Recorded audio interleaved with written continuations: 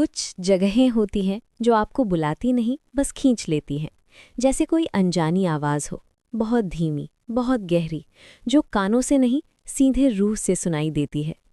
उत्तर प्रदेश के इटावा डिस्ट्रिक्ट में, जहाँ चंबल और यमुना का मिलन होता है, वहाँ एक ऐसी जगह है, पहाड़ की चोटी पर, 444 फीट की ऊंचाई पर, सदियों की खामोशी ओढ़े।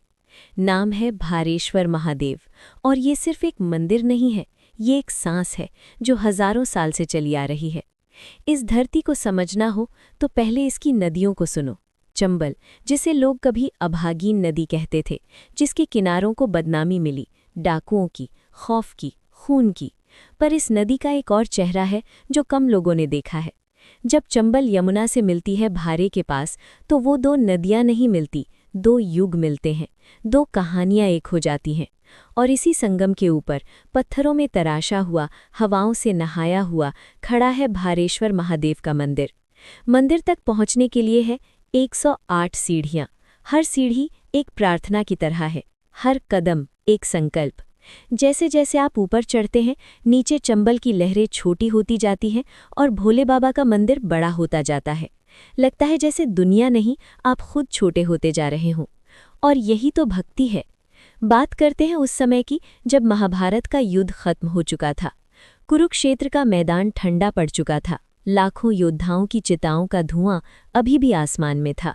और पांडव, जिन्होंने जीत तो हासिल की थी, पर उस जीत की कीमत उनकी आत्मा ने चुकाई थी, वो निकले थे, भटकते हुए, प्रायश्चित की तलाश में। और उनके कदम रुके यहाँ, इसी चंबल के किनारे, इसी पहाड़ की गोद में। कहते हैं पांडवों ने यहाँ शिवजी की आराधना की थी, अपने पापों का बोझ इन पत्थरों पर रखा था, और महादेव ने, जैसा वो हमेशा करते हैं, सुना। तभी से ये स्थान सिर्फ एक तीर्थ नहीं रहा, ये बन गया एक गवाह, उस युग का गवाह, जब देवता और इंसान एक साथ सांस लेते थे, जब नदियाँ सिर्फ पानी नहीं बहाती थी, वो इतिहास बहाती थी। अब सुनिए वो कहानी जो यहाँ के बुजुर्ग आज भी बताते हैं, आंखों में एक अजीब गर्व लेकर। साल 1857, हिंदुस्तान में आज़ादी की पहली चिंगारी सुलग रही थी। हर तरफ विद्रोह था, हर तरफ आग थी। ब्रिटिश फोर्सेस भारे की तरफ बढ़ रही थी। उनके पास कैनन्स थे, यमुना और चंबल पर बोट्स तैनात थीं, फ्रेंच मेड तोपें थीं, और एक पूरी की पूरी सेना थी जो इस छोटे से किले को तोड़ने आई थी। किले की दीवारें टूटीं, एक एक करके, पत्थर गिरे, धूल उड़ी। पर जब ब्रिटिश सेना मंदिर के करीब पहुंची, तभी कुछ हुआ, कुछ ऐसा जो किसी को एक्सपेक्ट नहीं था। मंदिर के बर्रों ने हमला कर दिया, वॉस्प्स, हजारों की तादाद में, एक काले बादल की तरह ब्रिटिश फौजियों पर टूट पड़े। तोपें चुप हो गईं, घोड़े भड़क गए, और वो सेना जिसने आधी दुनिया फतेह की थी, भागी, भारेश्वर महादेव के मंदिर के सामने से भागी। यहाँ के लोग कहते हैं भोले बाबा ने खुद अपना घर बचाया था उस दिन, और शायद वो गलत नहीं कहते। भारे सिर्फ इंसानों का तीर्थ नहीं है। हर साल जब सर्दियां दस्तक देती हैं, हजारों माइग्रेटरी बर्ड्स आते हैं यहाँ, सेंट्रल एशिया से, यूरोप से, लद्दाख की बर्फीली वादियों से।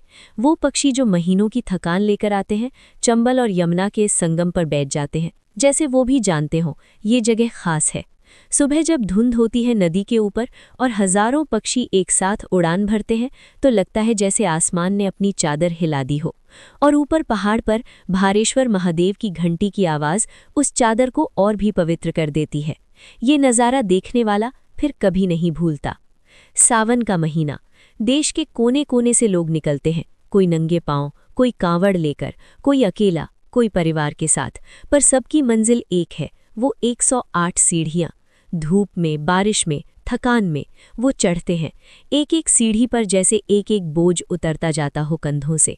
और जब वो मंदिर के दरवाजे पर पहुंचते हैं और महादेव के सामने झुकते हैं, तो उस पल में कोई अमीर नहीं होता, कोई गरीब नहीं होता, कोई बड़ा नहीं, कोई छोटा नहीं, सब एक होते हैं। हर हर महादेव। ये आवाज़ पहाड़ से टकराती है, चंबल की लहरों में मिलती है और आसमान तक जाती है। आगरा से सिर्फ 2 घंटे, एक ऐसी जगह जहां वक्त रुकता है, जहां शोर नहीं पहुंचता, जहां हवा भी धीरे चलती है, जैसे वो भी रेवरेंस में हो। कुछ चीज़ें टूटती नहीं, किले टूटते हैं, दीवारें गिरती हैं, राजवंश बदलते हैं, पर आस्था वो 444 फीट ऊंची रहती है, हमेशा। भारेश्वर, एक बार जरूर आइए। हर हर महादेव।